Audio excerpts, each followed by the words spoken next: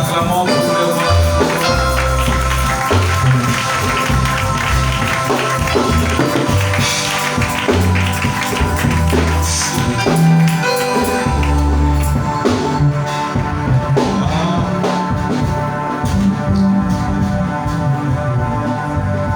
Est-ce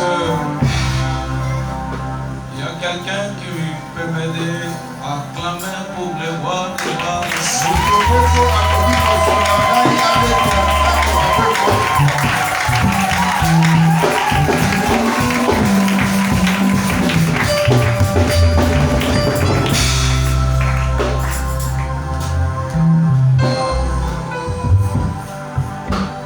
Voilà, sans plus tarder, nous ouvrons nos Bibles. Nous savons que tu as respecté notre régime de la prière. Nous voudrons un peu parler et nous allons passer un moment terrible de la prière. Que Dieu bénisse ceux qui sont venus ce soir.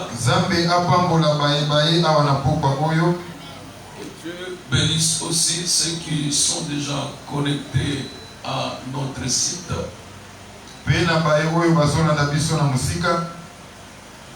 Que Dieu bénisse aussi ceux qui vont nous rejoindre.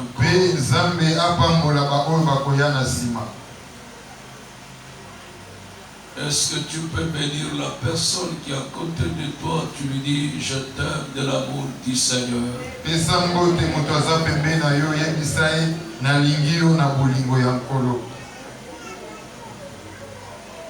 Je pense sur notre tableau est écrit le texte prévu pour ce soir.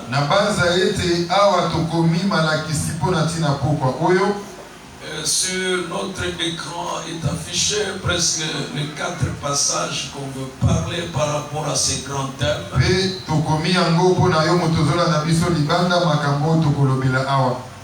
Nous sommes en train de parler sur l'impact de la dédicace maléfique.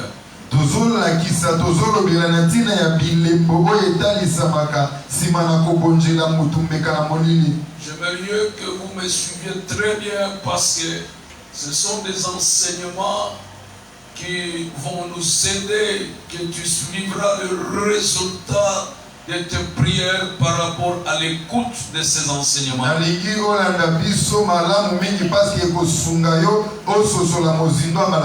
J'aimerais parler de l'impact de la dédicace maléfique.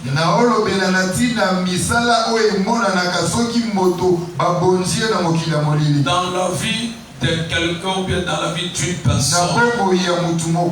Avant que nous donnions ce que Dieu nous a mis à cœur, nous allons recourir à la parole du Seigneur.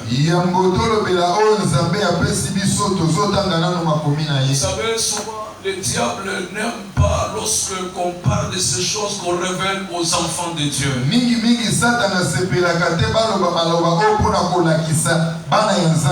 vont t'amener à être dans la distraction, à faire des choses inutiles pour que tu ne puisses pas écouter. Je l'ai toujours dit, parler dans mes enseignements. Le fait de tomber par terre ne signifie pas que tu es délivré. La délivrance, c'est quand la personne comprend le système satanique dans sa vie. Or, la compréhension vient lorsqu'on écoute la parole du Seigneur. C'est pourquoi tu as droit de recevoir cette bénédiction qui vient du fond de mon cœur. Par ta présence, que mon Dieu te bénisse encore. Pendant que je serai en train de parler, j'aimerais que tu sois tellement sensible à la voix foi de l'esprit. Pendant que je préparais cette action, nous avons reçu des recommandations très fortes du Seigneur. Et je vous rassure, le Dieu qui m'a donné cet enseignement,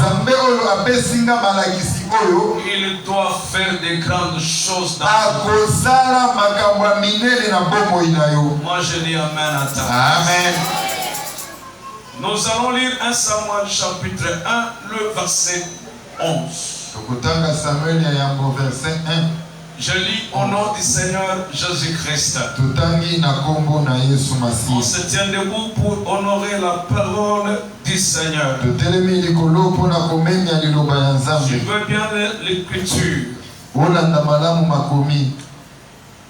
Elle fut le vœu suivant. Elle, c'est la servante de Dieu, Anne. Elle a fait un vœu à l'Éternel en disant ceci: Éternel, le maître de l'univers, si tu consens à regarder la détresse de ta servante, et si tu te souviens de moi,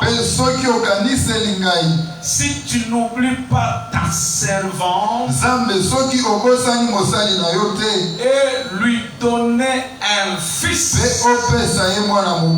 je le consacrerai à l'Éternel pour toute la durée de sa vie. 2. Le rasoir ne passera pas sur sa tête. Que Dieu bénisse la lecture. Je dis que Dieu bénisse la lecture. Le deuxième texte, c'est Jérémie combien? Jérémie 29. Le prophète Jérémie nous dit encore quelque chose là-dessus.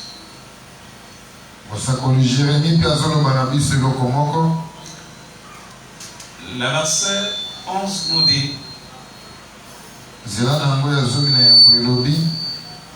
j'aime beaucoup ce verset.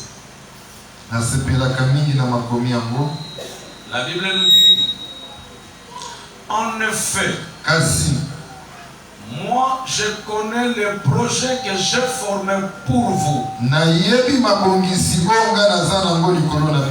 déclare l'Éternel. Le projet de paix et non de malheur,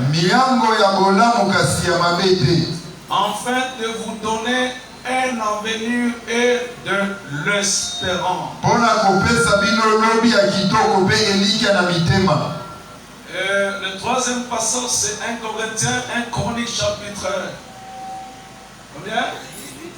Merci, 18 verset 11, vous allez lire à la maison.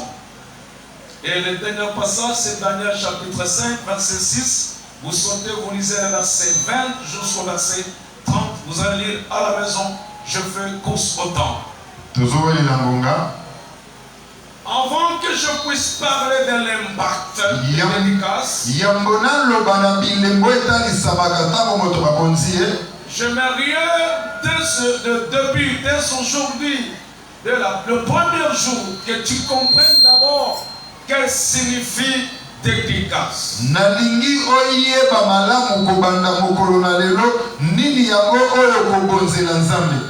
Dans ma version ici, on parle de la consécration.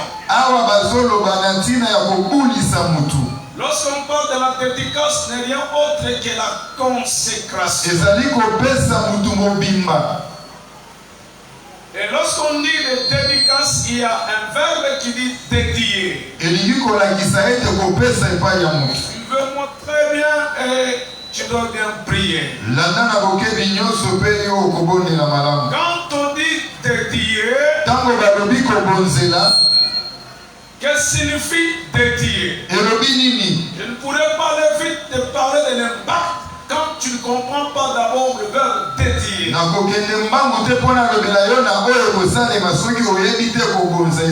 Parce que dans la Bible, nous voyons une servante de Dieu.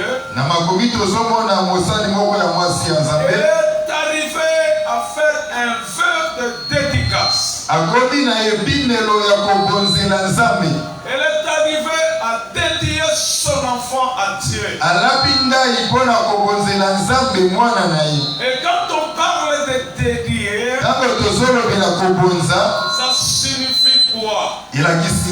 Dédier signifie simplement mettre à la disposition de. Dédier signifie mettre à la disposition de quelqu'un. Ça peut être à la disposition de Dieu ou de Satan. Parce que nous avons que deux divinités. Nous avons Satan et Dieu. Lorsqu'on dit que quelqu'un est dédié, c'est une personne qui a été mise à la disposition de quelqu'un.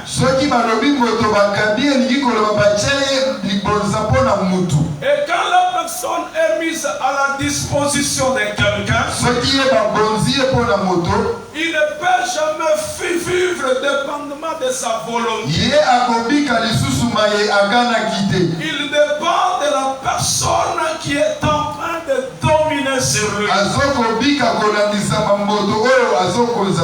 Et quand nous sommes en train un peu de parler sur la dédicace, de l'impact magnifique de la dédicace,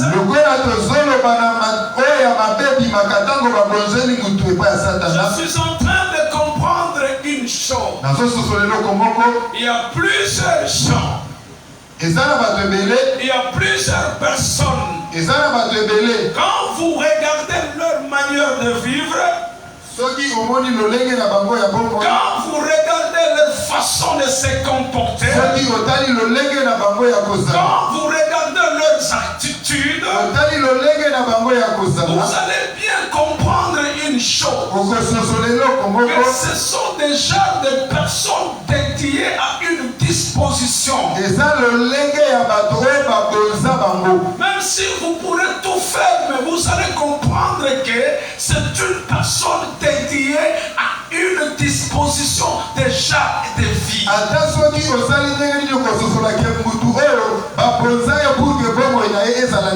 Nous voyons l'histoire de la servante de Dieu Anne. Nous connaissons bien Anne, comment elle a souffert dans son mariage. Jusqu'à tel point que son mari est allé épuisé pour prendre en mariage une deuxième femme.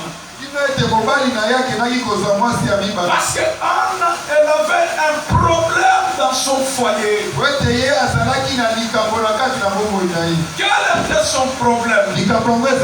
Elle n'avait pas d'enfant. Elle n'avait pas d'enfant.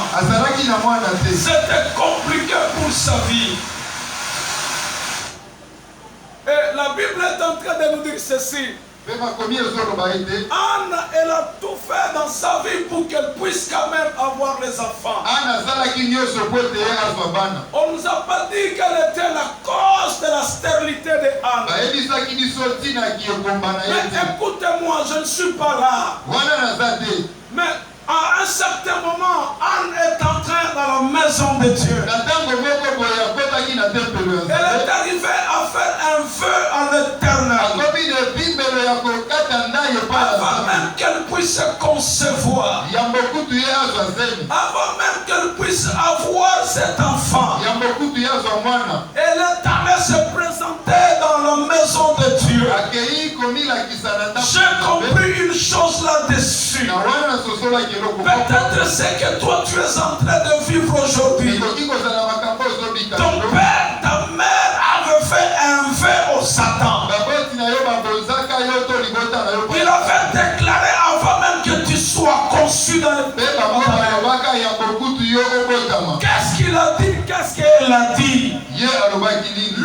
je dois concevoir, lorsque je veux donner naissance à un enfant, si elle est une fille, elle sera consacrée à une genre de vie. Elle sera dédiée à une genre de méthode de vivre. Pendant que cette femme parle à son Dieu, son enfant n'était même pas conçu. Mais il était déjà dédié à une divinité. Gloire soit rendue parce que pour enfant Samuel c'était dédié à une divinité. Pendant que je réfléchissais, c'est dans le parole de cette femme.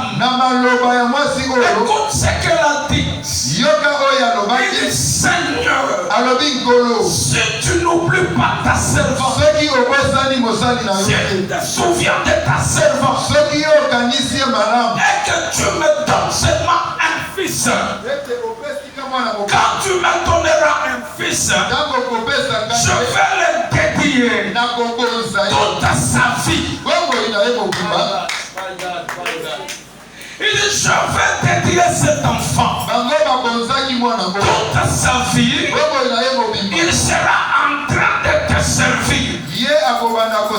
Pendant que je réfléchissais, lorsque Samuel est né, Samuel ne pouvait pas faire autrement que ce qui a été parlé avant même qu'il soit né.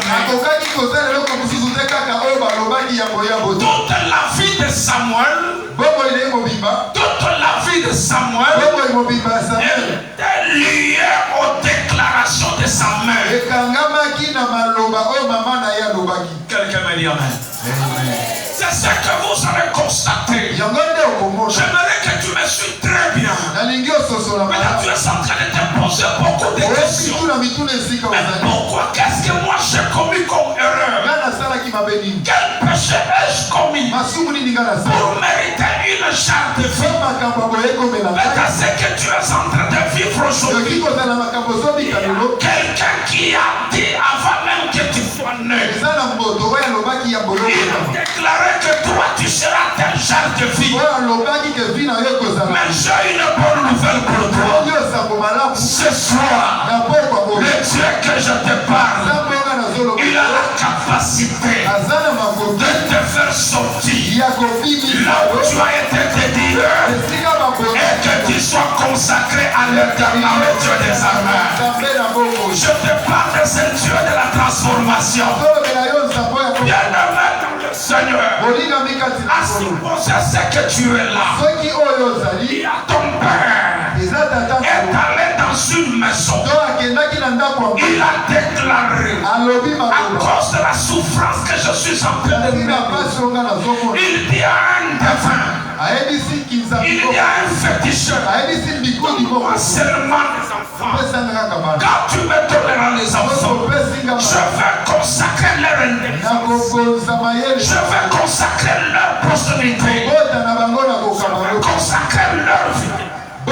Je vais consacrer leur richesse. Et quand tu seras né dans cette famille, et qu'il y a quelqu'un qui a dit cela, tout ce que tu peux fournir comme effort, tu peux être belle, tu peux être jolie, mais comme il y a eu une dédicace, il y a eu une consécration, des paroles parlées dans votre famille, par ton père, par ta mère, tout ce que tu es en train de vivre aujourd'hui, ça correspond à ce qui a été dit. Mais moi je t'annonce une bonne nouvelle. Jésus-Christ, quand tu es venu sur la terre, il a dit, Père, je vais me faire la volonté de ce que tu m'as. Or la volonté de Dieu est de t'effacer. L'acte d'or, les ordonnances que t'es condamné. Dans cette ordonnance, il y avait une écriture. Quand on parle de l'ordonnance, sur l'ordonnance, il y a une prescription. médecin, il doit te consulter. Il doit écrire sur l'ordonnance le remède qui peuvent te donner la solution à une maladie qu'il a constatée dans ton corps. Et en suivant l'ordonnance, il y a l'ordonnance médicale, il y a aussi l'ordonnance présidentielle, il y a aussi l'ordonnance céleste, il y a aussi l'ordonnance familiale. Tu peux être dans une famille, il y a une ordonnance, une prescription en disant ceci: tous enfants qui seront nés dans cette famille, une genre de vie comme ça, ils ne peuvent jamais évoluer, ils ne peuvent jamais travailler. Ça, ce sont les ordonnances.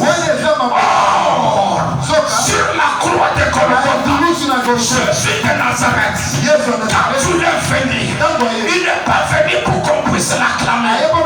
Lui-même a parlé dans sa parole. Je ne suis pas venu pour être servi. Je ne suis pas venu pour être admiré. Oh, je suis venu pour que le brebis ait la vie en abondance. Moi je dis amen. Si tu n'avais pas une vie en abondance, ce soir, recevras au nom de Jésus. Tu le recevras au nom de Jésus. C'est pourquoi quand il est venu, il a effacé l'acte dans les ordonnances, dans la prescription était écrit dans votre famille. C'est pourquoi je déclare que ce soir, si des enfants, il y avait une ordonnance en disant elles ne peuvent pas se marier. Ce soir, ces ordonnances seront annulées. Et ce soir, Dieu va te donner l'encre. Il va te donner l'encre. Et ce n'est pas ton ennemi qui va écrire. Pendant que je suis en train de parler, je vois une page verte. Une page verte. Et il n'y avait pas d'écriture. Je vois un ange à côté de moi. Il me dit: prends le carton de stylo. Commence à donner à chacun de nous. J'ai commencé à donner à l'un après l'autre. C'est qui me donne ce point. Le bas de chaque papier, il y a une signature qui est écrite: félicitations. Je pose la question au Saint-Esprit. L'Esprit me dit ceci: à l'issue de ces prières, à l'issue de ces 4 jours de marathon de prière, il y a des gens, ce qu'ils vont déclarer dans leur vie, c'est ce qui va arriver. Ce qu'ils vont décider dans leur manière de vivre, c'est ce qui va arriver. Moi je dis amen à ta place. S'il y a des gens dans votre famille, ils ont une tâche d'écrire sur votre papier, d'écrire sur votre vie. Ce soir, toi-même, tu utiliseras l'encre qui est la parole, l'encre qui est la déclaration. Et quand tu dois commencer à parler, la Bible me dit: quand Dieu parle, la terre tremble. Quand Dieu parle, le biche en face. Or la Bible dit: vous êtes de Dieu. Mais pourquoi vous êtes de petits dieux? Mais pourquoi vous mourrez comme des hommes? Or quand je te regarde, tu n'es pas comme le leur. Tu es un petit Dieu. Et quand tu dois commencer à parler, là où il n'y avait pas une place, là où il n'y avait pas quelque chose, quand tu es Dieu, quand tu dois parler, la terre va souffrir. Quand on parle de la terre, ce n'est pas ce que nous voyons. Quand nous parlons de la terre, c'est une personne, c'est la famille qui était bloquée, qui était prise en otage. Mais il y a dans cette famille quelqu'un qui entend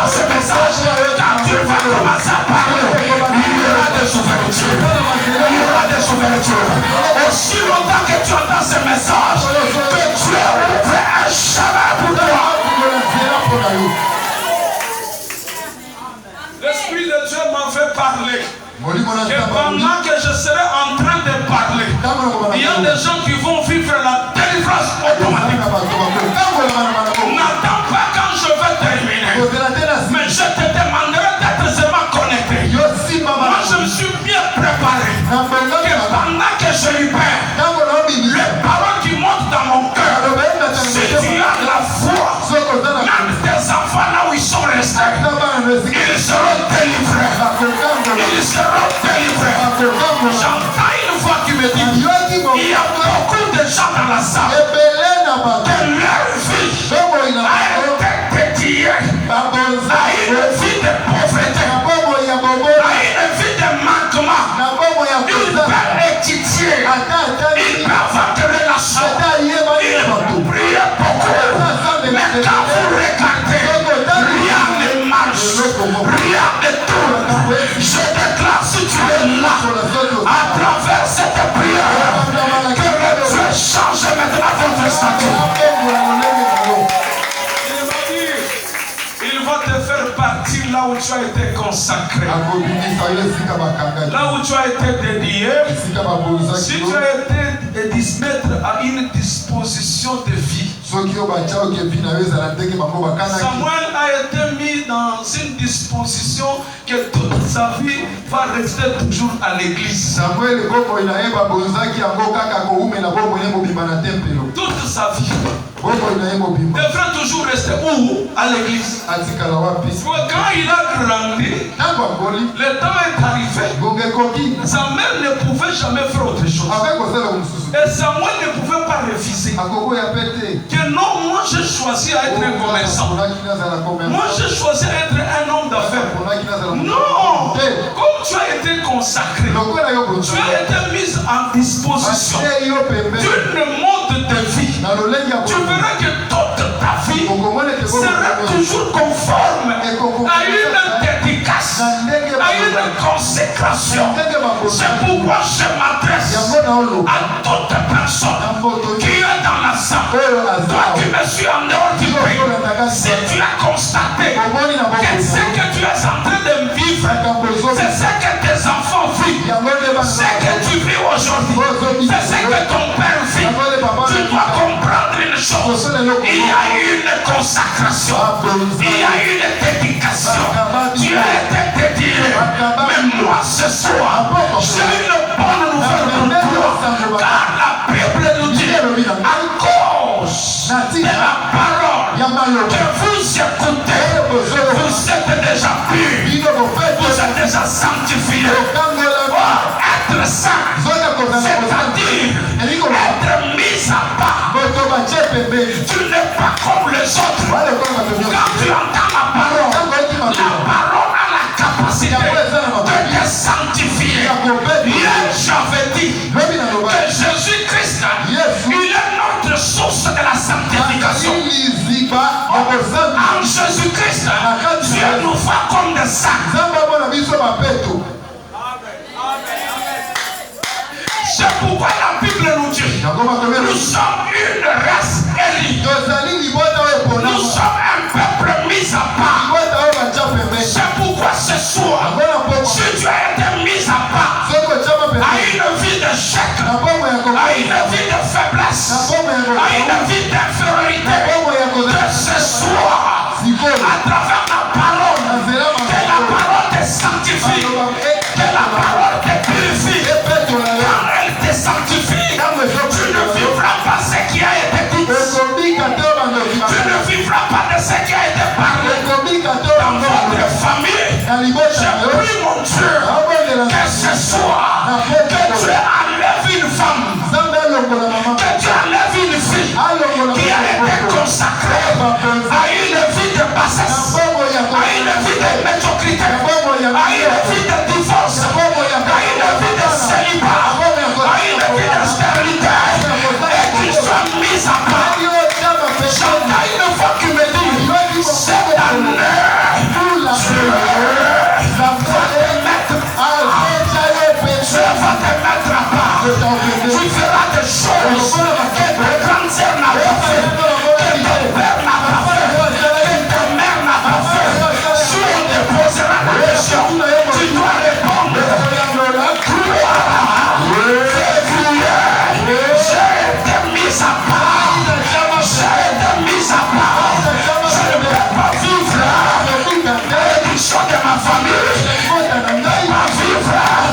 soeur de mon père.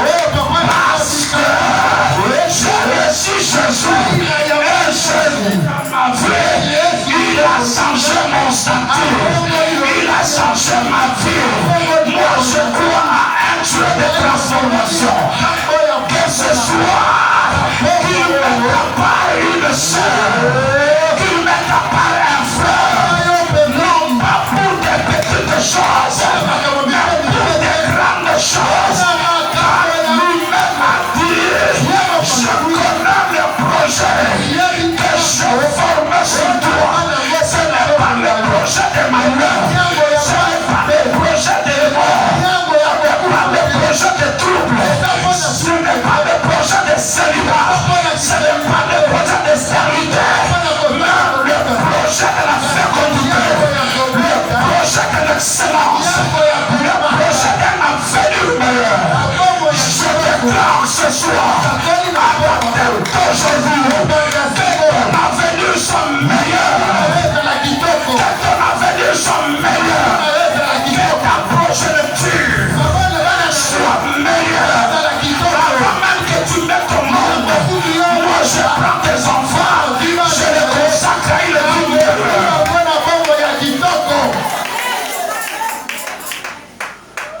Quand on parle de la dédicace, c'est-à-dire consacrer quelque chose, à l'adoration d'une personne, se mettre à part pour un but défini. C'est ce qu'on appelle dédicace. Se mettre à part pour un but défini. Et croyez-moi que toi tu n'as pas été mis à part pour un but de la stérilité. Croyez-moi que avant que le mois termine, le projet que Dieu avait formé sur toi, ça va s'accomplir. S'il y a quelqu'un qui croit que ce que je parle, c'est la parole du Seigneur. Vous savez, quelqu'un qui est dédié à être une femme d'affaires, même s'il n'a pas d'argent, on viendra demander pour l'argent.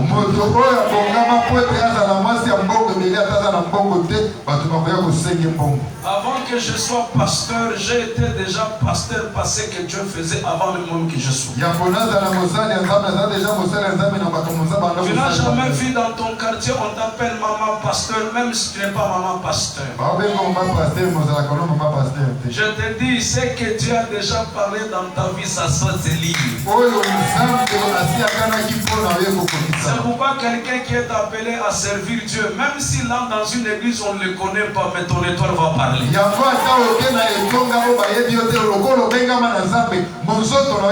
Même si tu te caches à déjà, je ne veux plus que les gens me reconnaissent, mais ce qui est en toi va toujours reconnaître.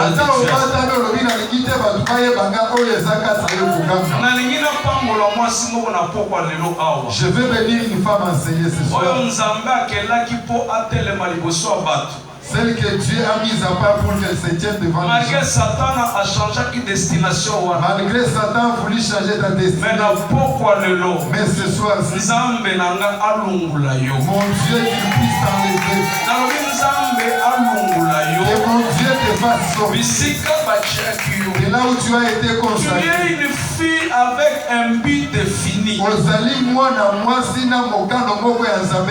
y a des jeunes de filles.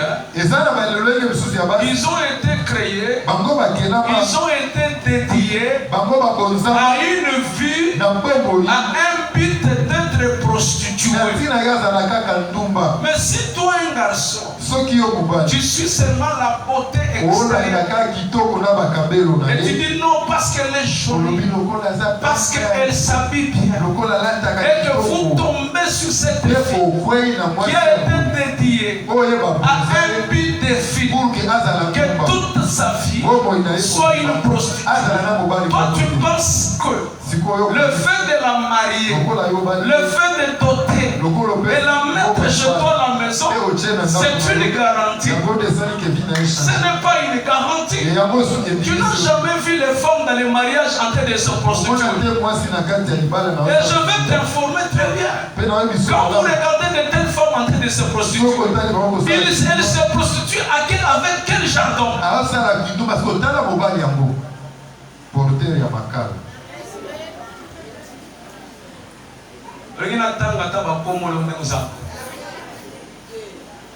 Vous savez, quand vous mariez une fille qui a été dédiée à ne pas rester dans le mariage, tu peux tout faire, tout ce qu'il faut pour la maîtriser. Elle ne peut jamais se contenir. Tout ce que tu fais, elle fait semblant. Mais quand tu sors, comme elle a été dédiée à une fille comme ça, tu verras que toute sa vie, un jour, elle va se retrouver en train de faire ce qui a été dit dans la dédicace. Tu mariais une fille qui a été dédiée à ne pas rester calme dans sa vie.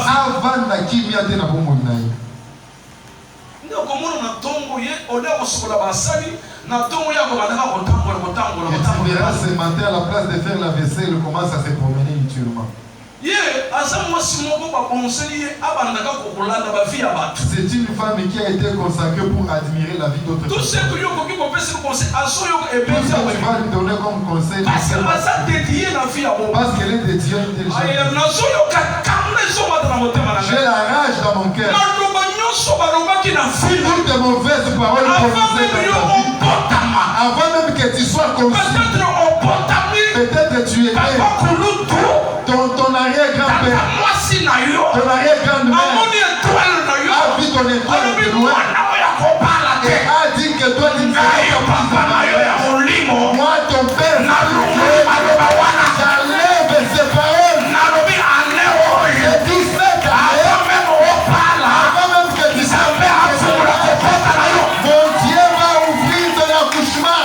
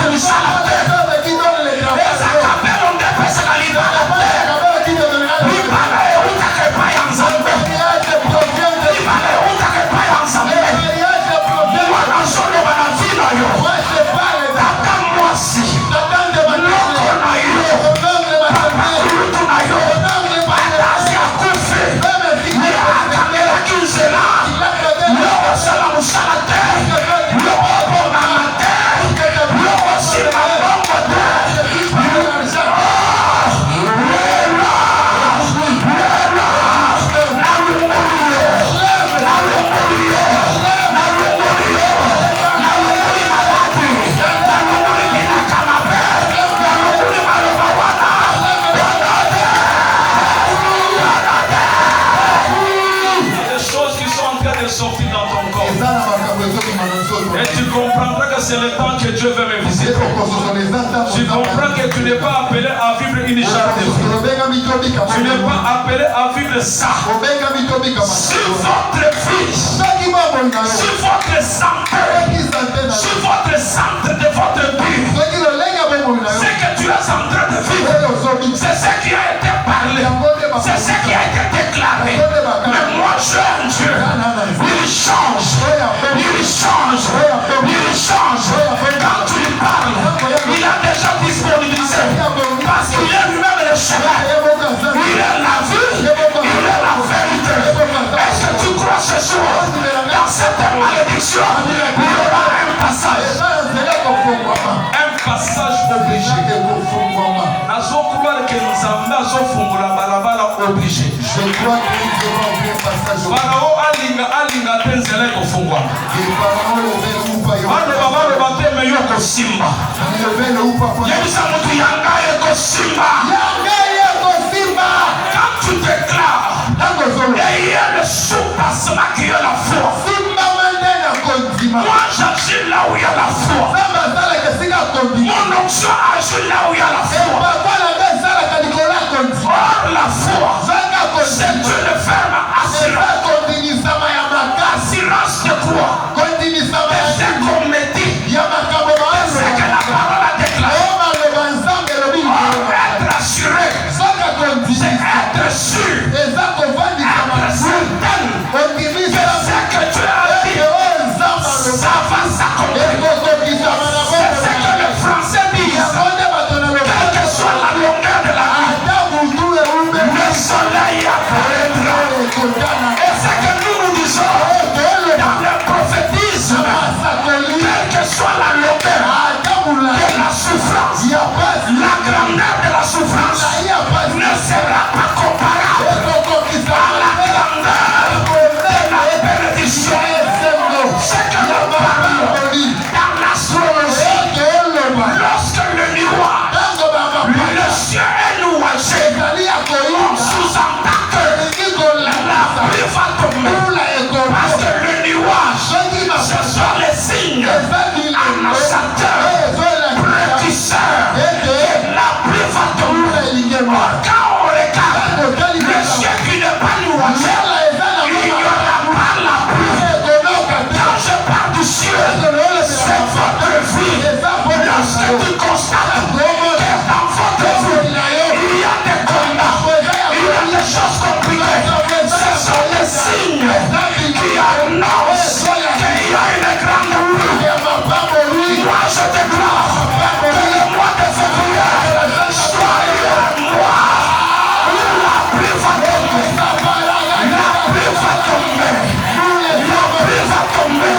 Or la pluie, c'est une bénédiction.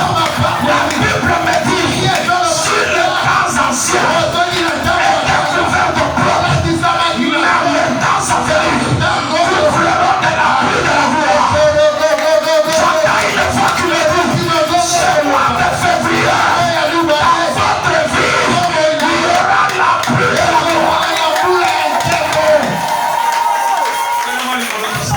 Tiens-toi debout, nous allons prier. Je crois que Dieu va libérer la pluie. Je crois en Azotima Kezamba qui t'isambula. Tous ceux qui avaient bloqué ton ciel, ils vont les laisser. Amen.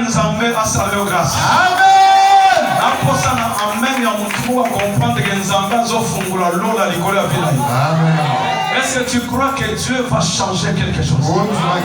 Je vois. Je suis en train de voir une visitation au milieu ici. Le Dieu va consoler ma fille. C'est toi qui as habillé en chemise caroca. My God. Je te vois, je te connais très bien. Tu as beaucoup souffert. C'est vrai. Il y a quelque chose qui va arriver. Pendant que j'étais en train de prêcher, je vois votre coco. Le grand-père. Il est en train de me dire, Elle est ma propriété privée. Elle ne peut rien faire dans sa vie. J'étais en train de faire un débat avec elle. Et Dieu merci, je l'ai abattu. Et quand je l'ai abattu, je t'ai récupéré. Je t'ai fait vêtir une robe blanche. L'Esprit de Dieu me dit, cette année, il y a des choses que Dieu va faire dans votre vie qu'il ne s'est jamais fait dans votre famille. Or, la chose là, c'est la bénédiction. Et ce soir, tu vas témoigner la grandeur de Dieu. C'est lui qui me dira Amen, ce que Dieu me dit pour la scène que je ne connais pas. Il m'a fait la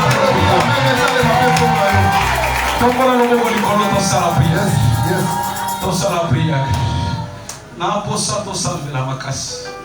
Peut-être que ça choix moko ya fi moko destiné pas à l'andumba, destiné qui a qui pesa mobali bonheur. Peut-être obala ki mobali moko oya koki jamais kotika na famille na ye. Mais na poko lelo Nzambe alongola dédicace wana maléfique et Nzambe abozela mobali wana akoma mobali azoyoka yo. Nazoyoka Nzambe azoyebisanga soko za na sala awa. Osana mobali moko méchant, mobali moko mabe. Nzambe azoyebisanga ane oyo. Nzambe azochanger motema na ye. Nzambe azochanger vie na ye. Et puis on témoigner kunene ya Nzambe oyo na lobi na poko lelo. Oya kopesanga amen kolo alokaliser. Est-ce que tu crois que ce qui a été dit par l'oncle et par la tante dans une maison d'un défunt, ce soir Dieu va aller? Ferme tes yeux. Ferme tes yeux. Ayama sakara babush. Lobakolo yes. Saint-Esprit, merci parce que tu veux faire quelque chose. Saint-Esprit, merci parce que tu veux faire quelque chose. Je sens ta présence ce soir. À ton âge, tu as été dédié à une maladie. Non, asthme, non. Non, non, ce qui papa pour nous t'a fait qu'il n'a pas mal, il faut faire mal. Si ton avec cette maladie, toi tu mourras pas avec ça. Maman n'a pas mal, il faut ça pour 30 ans, il faut comme 30 ans, il faut pas le faire. Prise en mariage, il a